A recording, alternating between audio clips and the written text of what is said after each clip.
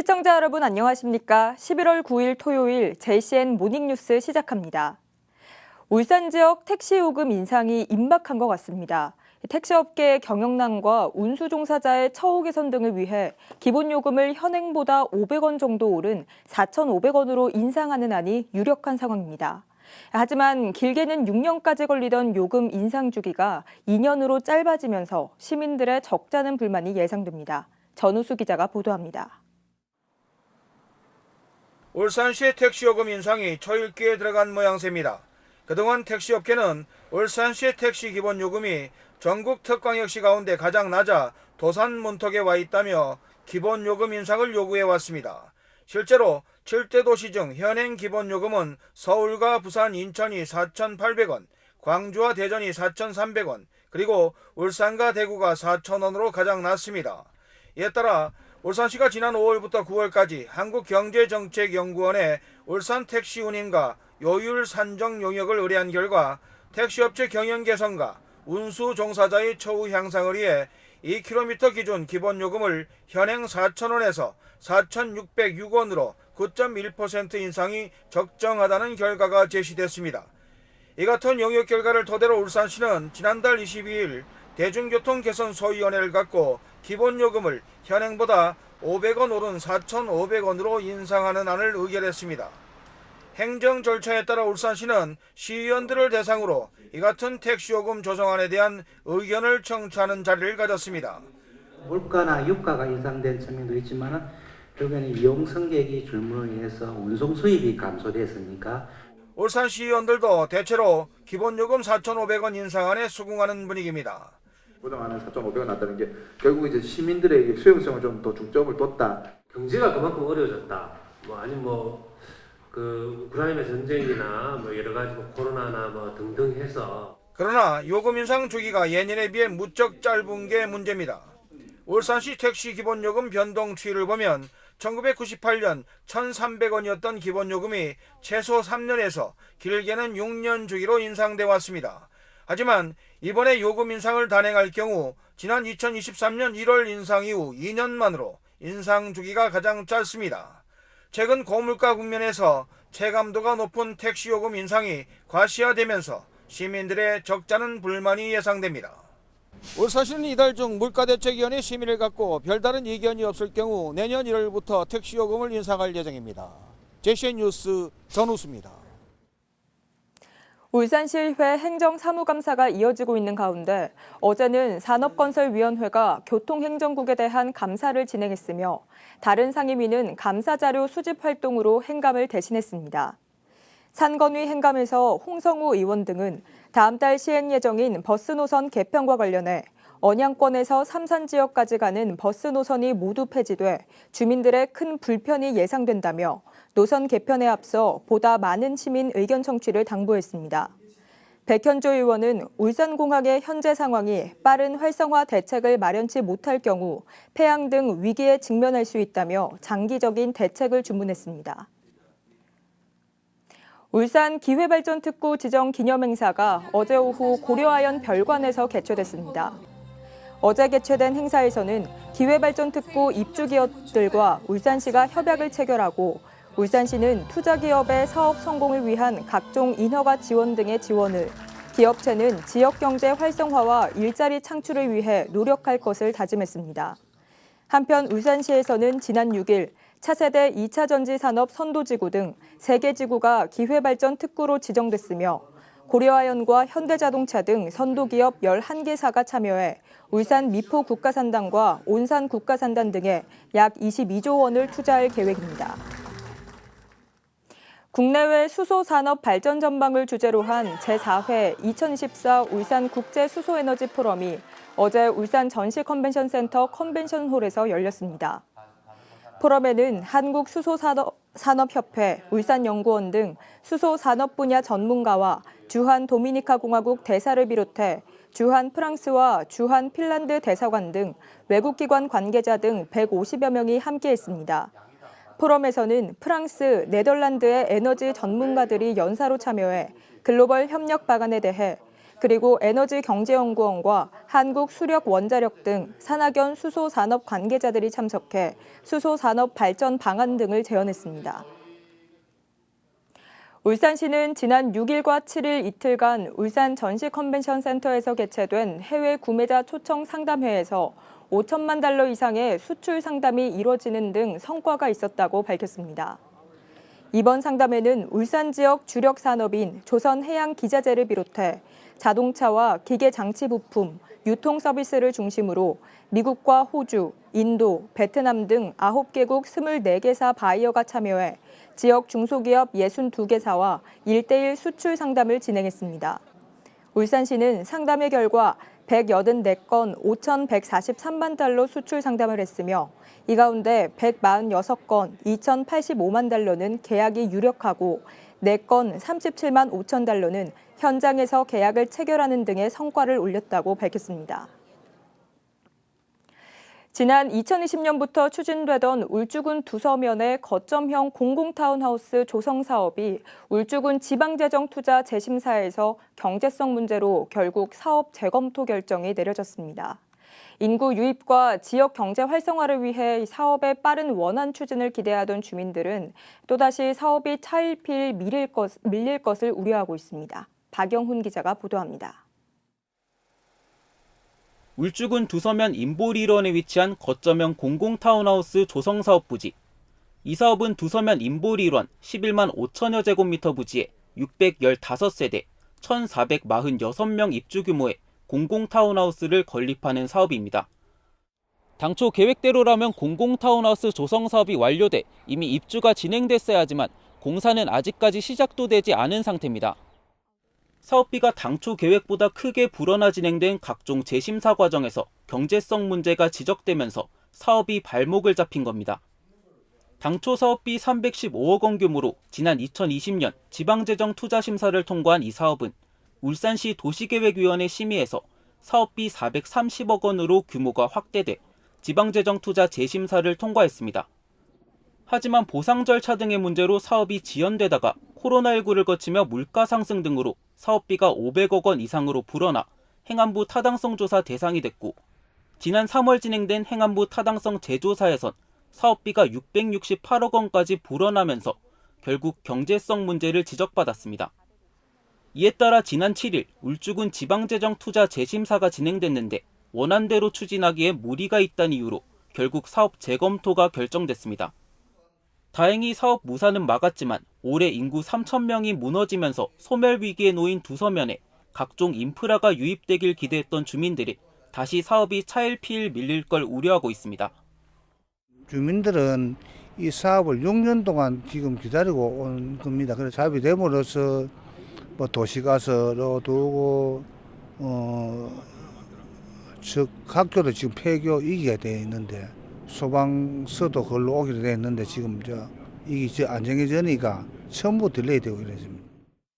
하지만 울주군은 타당성 재조사에서 사업 경제성에 대해 지적받은 만큼 당초 예산을 활용해 사업비가 500억 원이 넘지 않는 선에서 구역 지정과 개발 계획을 변경하기 위한 용역비를 편성 중이라고 밝혔습니다. 이후 주민 의견을 수렴해 의견 조율 과정을 거쳐 내년부터 다시 사업을 추진하겠다는 겁니다. 주민들이 사업 원안 추진을 원하고 있는 것과는 달리 사업 규모를 축소하겠다는 건데 이 경우 사업 규모 확대를 결정한 울산시 도시계획위원회 심의와 배치될 수 있다는 우려도 나옵니다. 지역 소멸 위기에 놓인 지역을 살리기 위해 시작한 공공사업이 경제성 문제로 차질을 빚으면서 주민들의 우려는 커져만 가고 있습니다. JCN 뉴스 박영훈입니다. HD 현대중공업 노사가 마련한 올해 임단협 잠정 합의안이 조합원 투표에서 부결됐습니다. HD 현대중공업 노조는 어제 전체 조합원 중 92%가 참여한 가운데 올해 임단협 잠정 합의안에 대한 찬반 투표를 실시한 결과 59.67%의 반대로 부결됐습니다. 앞서 노사는 30차례 교섭과 5개월간의 협상 끝에 호봉 승급분 3만 5천 원을 포함한 기본급 12만 9천 원 인상과 경력금 450만 원 등의 내용을 담은 잠정 합의안을 마련했었습니다. 한편 노사는 재협상에 들어갈 것으로 알려졌습니다. 국민의힘 김상욱 의원은 국정감사 이후 후속 조치로 위치정보법과 소방기본법 개정안 등 2건의 법안을 대표 발의했다고 밝혔습니다. 김 의원이 발의한 위치정보법은 위치정보 사업자가 긴급구조기관 또는 경찰관소로부터 긴급구조를 위한 개인 위치정보 제공 요청을 받으면 의무적으로 따르도록 하고 위반할 경우 처벌할 수 있도록 하는 내용입니다. 또 소방기본법 개정안에서는 거짓 신고 외에 장난 등으로 소방서 등의 업무를 방해한 때도 과태료를 부과할 수 있도록 했습니다. 울산 남구도시관리공단이 지역 취약계층의 따뜻한 겨울나기를 지원하기 위해 올해 첫 연탄 나누기 행사를 열었습니다. 공단은 어제 첫 행사로 임직원 25명이 참여해 남구 야음 장생포동의 한 저소득층 홀몸 어르신 1인 가구에 방문해 겨울 난방을 위한 연탄 300장을 전달했습니다. 반구천 암각화의 세계문화유산 등재를 기원하기 위한 연극이 어제 울산 문화예술회관 대공연장에서 공연됐습니다.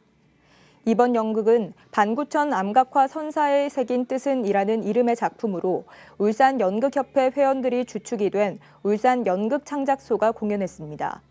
이번 공연은 문화체육관광부의 2024년 지역 대표 예술단체 육성 지원 사업으로 마련된 것으로 반구천 일대 선사시대 암각화의 가치와 의미를 재조명하고 있습니다. 이번 연극은 어제 첫 무대를 시작으로 11일에는 현대예술관에서 12월 3일에는 북구문화예술회관, 12월 18일에는 울주문화예술회관에서 공연을 갖는 등 모두 6차례 공연할 예정입니다. 지난 7일 대를 이은 통큰 기부로 지어진 종화 이노베이션 센터의 준공식이 열려 시민들의 마음을 훈훈하게 했는데요. 오늘 이슈인 뉴스에서는 이주용 회장이 이런 결정을 하게 된 속이야기를 그의 장남 이상현 부회장을 만나 들어봤습니다.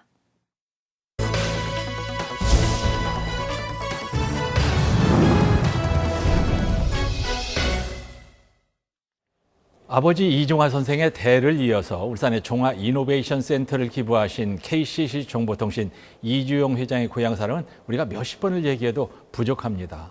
그런데 이번에 알게 됐는데요.